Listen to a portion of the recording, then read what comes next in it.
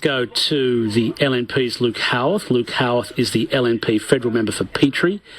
He's also Assistant Minister for Youth and Employment Services. Luke Howarth, good afternoon. Good afternoon, Steve. Great to be with you. So what's the Prime Minister's thinking on calling on the state of Queensland to trial home quarantine like South Australia? I think he's just putting it forward to sort of say, well, look, we'd be able to get a lot more Queenslanders home that are perhaps stuck in a state, and if they have home quarantine, there'd be a lot of advantages to that. So I think he's just putting it out there to the Premier to say, well, look, you might like to consider that. It would be a good option for some Queenslanders wanting to return home. Would it be a solution? Well, I think that's why he's suggesting that they trial it. Obviously they're trialling it now in South Australia. We know that Tasmania and WA have also done it with interstate travellers. But I think of that lady, Sharon Gordon, who went down to see her mother that died in Victoria that you've been speaking about and, needed to come home. She's stuck in New South Wales. People like that might be able to do home quarantine. I mean, there's no reason why they couldn't do that and be trusted to do that. And, it would help with mental health, a bit of fresh air outside. It'd cost less for Queenslanders returning home. So these things are certainly need to be considered as the vaccination rates continue to go high, The Premier, Anastasia Palaszczuk, today distanced herself from the rugby league border exemptions that were announced late yesterday. She said, I didn't grant the exemptions. The Chief Health Officer granted the exemptions.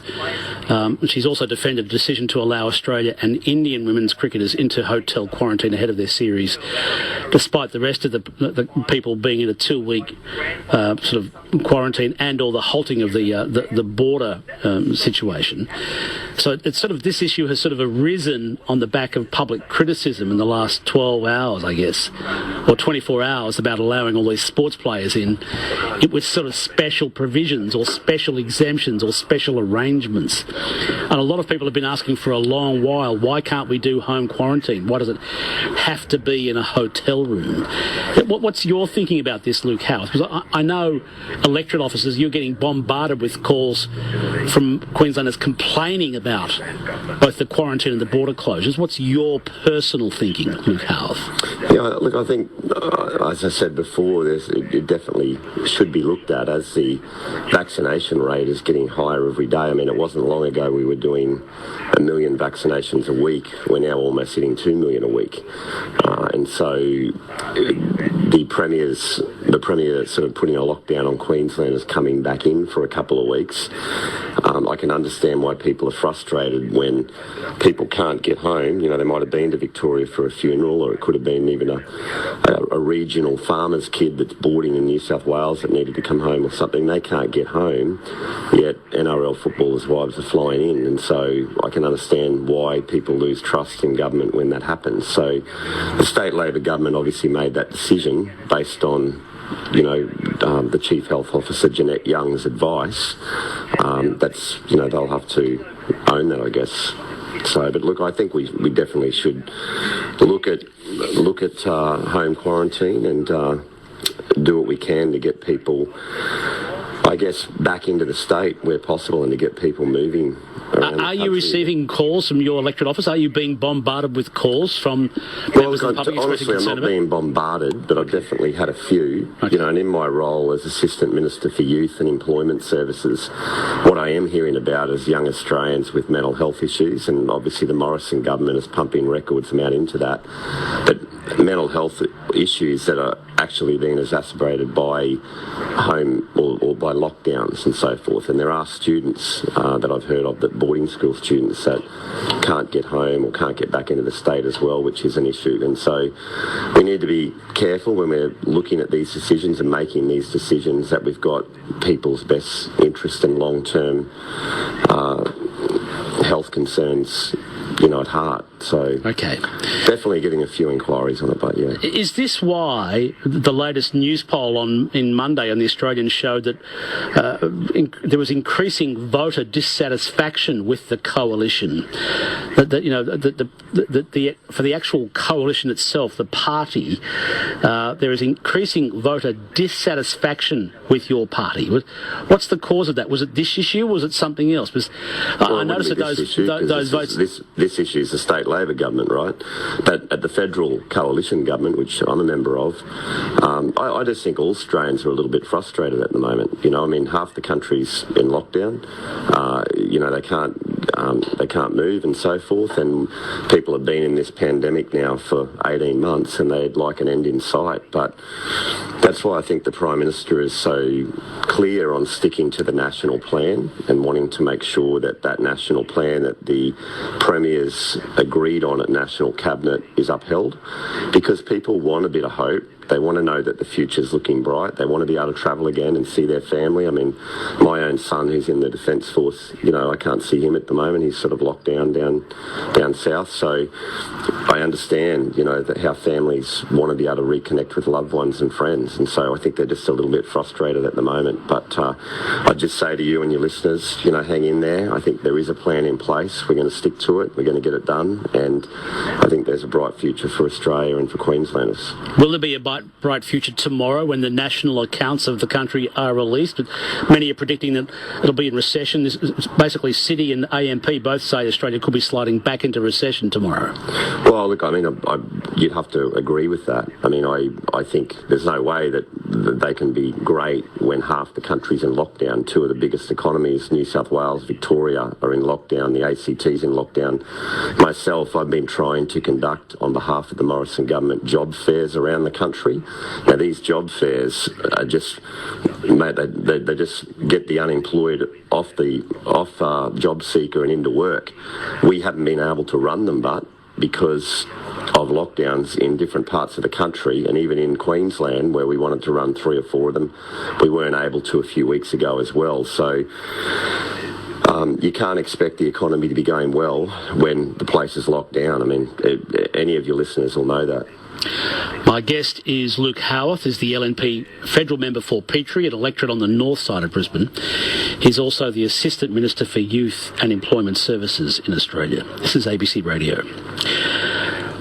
As someone who has children in the Defence Forces, Luke Howarth, I'm keen to get your view on the debate that was put in the Senate by the Greens on war powers. The suggestion is that Parliament, both houses of Parliament, need to debate any war that Australia gets involved with or goes to or starts prior to declaring it. At the moment, the Cabinet and the Prime Minister can do this, but the suggestion is that war powers need to be given to the Parliament as a whole and only after debated by both chambers.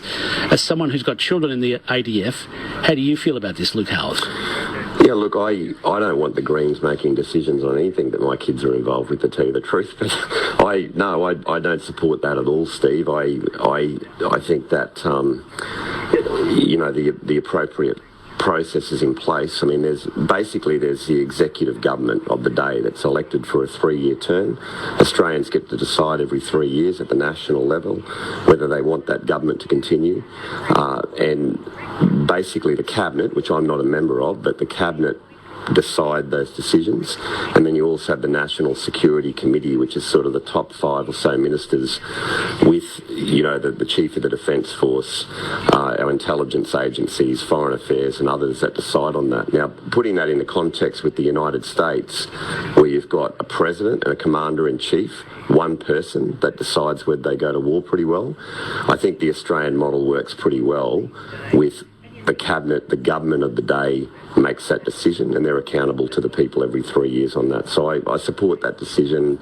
With Peter Dutton in the Defence Force as head of the Defence Force, I trust him. I think he is very good when it comes to national security issues, and he demonstrated that with Home Affairs as well. But I think the Cabinet process works well, so I'm not in favour of changing it.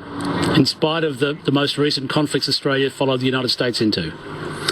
Well, Yeah, I mean, that's a different question altogether. You're asking me in hindsight whether those conflicts were right or wrong. Well, there was massive opposition before we went into them. I mean, there was huge opposition here and around the world. Not so much for Afghanistan, but I think there definitely was for Iraq, and I wasn't in Parliament at the time, right? So I can't really comment, but I do hear what you're saying, and ultimately, you know, the Prime Minister of the day is responsible. So I think, just like, you know, as I said, the US have one person basically deciding it, you know, at the President. So I think it's a pretty good process that's served us well here in Australia, and it shouldn't be changed lightly. All right. My guest is Luke Howarth. He's the LNP member for Petrie. Nearly time to wrap it up. But I want to, a couple listeners are sending me a couple of questions. Gavin from Paddington would like to know why the federal government's quarantine facility has not been built by now. It's 18 months down the track. In theory, it'll all be all over at the end of the year, according to your Prime Minister. Why haven't the quarantine facility been built by now? Well, the question from Gavin's a good one, but early on when the Prime Minister pulled together the Premiers and the Chief Ministers for the National Cabinet, the Premiers decided that they would handle hotel quarantine. There were no suitable facilities for a global pandemic, this 1 in 100 year event. So the hotel quarantine, which has been 99.7% effective, is working well. We have announced that we would build a joint one at Pinkenba on defence land, you know, for perhaps future pandemics or for other immigration issues that the federal government could control. But that's all that we're building. We're not intending to build any others. The state government has gone off on their own accord and wants to do one on private land in Toowoomba, well camped there. That's got nothing to do with us. But to Gavin, we're not building any others apart from Pinkenba that I'm aware. What is the National Cabinet agreement on this? Can you just explain it to me briefly? What is the National Cabinet actually my understanding, Steve, is that the National Cabinet with the Premiers and the Chief Ministers and the Prime Minister agreed back in 2020, back in March 2020, that the best way for people to quarantine would be in hotel quarantine. I think it had something to do with the fact that the tourism industry was dead as well, and hotel quarantine, and that the states would manage it, and that was a National Cabinet decision. Now, I'm not in National Cabinet. At the federal level, only the Prime Minister is, and then all the states and territories are. But that was something that they agreed on, and each state took ownership of, and the Prime Minister has worked with every Premier, whether they're Liberal, Labor, whatever. I think there's 5 Labor Premiers and Chief Ministers and 3 Liberal.